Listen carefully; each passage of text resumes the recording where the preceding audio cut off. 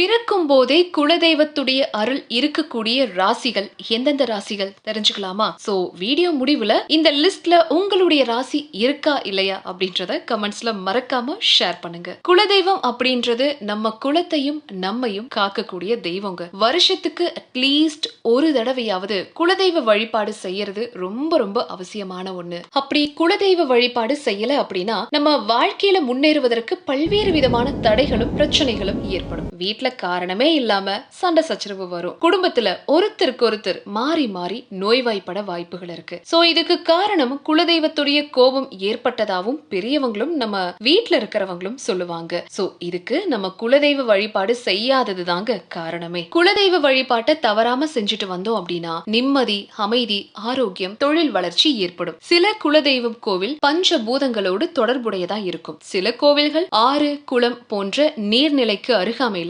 அமைஞ்சிருக்கும். இன்னும் ஒரு சில கோவில்கள்ல தீச்சட்டி போன்ற நெருப்பு சம்பந்தமான விஷயங்களையும் செய்வாங்க. சில கோவில்கள்ல இன்னும் ஒரு சில கோவில்கள் மலை மேல அமர்ந்திருக்கிற முருகன், அம்மன் கோவில் இருக்கும். சோ இது போல உங்களுடைய குலதெய்வம் எந்த பூதத்தோடு தொடர்புடையது அப்படிங்கறத நீங்க கவனிச்சு பார்க்கணுங்க. அவ்வளவையே நம்ம ராசிகள்ல கூட நீர் ராசி, நெருப்பு ராசி, காற்று ராசி, நிலம் ராசி அப்படின்னு 4 வகையா பிரிக்கிறாங்க. நீர் ராசியா விருச்சிகம், கடகம், மீனம் சொல்லப்படுது. நெருப்பு ராசிகளா மேஷம், சிம்மம், தனுசு சொல்லப்படுது. காற்று ராசியா மிதுனம், துலாம், கும்பம் சொல்லப்படுது. நிலம் ராசியா ரிஷபம், கன்னி, மகரம் சொல்லப்படுது. குலதெய்வம் அப்படிங்கிறது கூட ஆண் குலதெய்வம் அல்லது பெண் குலதெய்வமா கூட இருக்கலாம். அது போலவே ராசியில கூட ஆண் ராசி, பெண் ராசி அப்படின்னு எல்லாம் இருக்குதுங்க. நீங்க வழிபடக்கூடிய குலதெய்வம் ஆண் குலதெய்வமா இருந்து நீங்க ஆண் ராசியில பிறந்திருந்தா குலதெய்வத்துடைய அம்சத்துல பிறந்தவங்க அப்படின்னு சொல்றாங்க.